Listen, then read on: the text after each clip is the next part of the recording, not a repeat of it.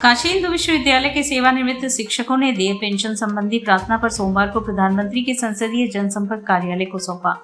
इस प्रार्थना पत्र के माध्यम से निवेदन किया गया कि काशी हिंदू विश्वविद्यालय के लगभग 130 वयोवृद्ध सेवानिवृत्त शिक्षक पिछले 2 दशकों से पेंशन प्राप्त करने में प्रशासकीय कठिनाइयों का सामना कर रहे हैं। दिल्ली विश्वविद्यालय के शिक्षकों को भी इसी प्रकार की समस्याओं का सामना करना पड़ा, लेकिन 10 मई 2022 को भारतीय सर्वोच्च न्यायालय द्वारा दिए गए निर्णय के माध्यम से उन्हें सीपीएफ के स्थान पर पेंशन प्रदान की गई।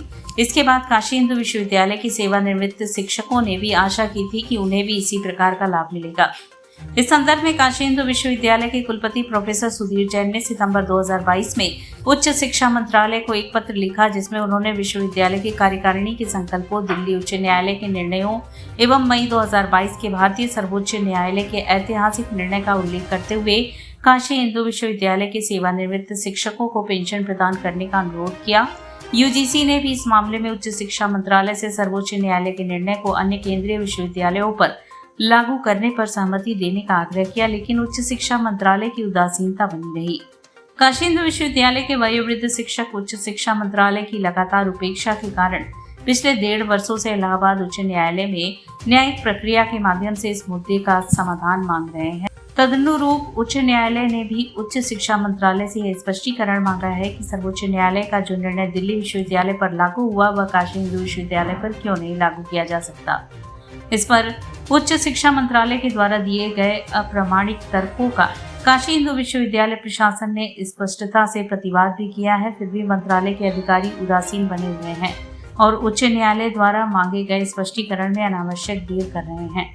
हम काशी के सांसद और विश्व प्रतिष्ठित प्रधानमंत्री महोदय से सविनय निवेदन करते हैं कि भारत रत्न पंडित मदन मोहन मालवीय की कर्मभूमि काशी हिंदू विश्वविद्यालय के वयोवृद्ध अध्यापकों को न्याय दिलाने और उनकी गरिमा की रक्षा करने की कृपा करें। तो हमारी गुहार सिर्फ ये है कि मिनिस्ट्री ऑफ एजुकेशन जो है, जो हमारा लीगल राइट है, लीगल राइट इसलिए है कि 1987 की 30 सितंबर के बाद से भारत सरकार ने ये डिक्लेयर कर दिया कि यदि कोई सीपीएफ में रहना चाहता है तो वो 30 सितंबर 87 तक अपना कंसेंट दे दे।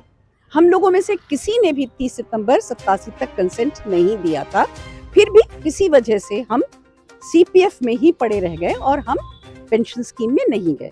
हम किसी नई स्कीम की बात नहीं कर रहे हैं, हम जो बहुत पुरानी स्कीम थी जब हमने विश्वविद्यालय ज्वाइन किया था उस समय की स्कीम को लागू करने की बात कर रहे हैं।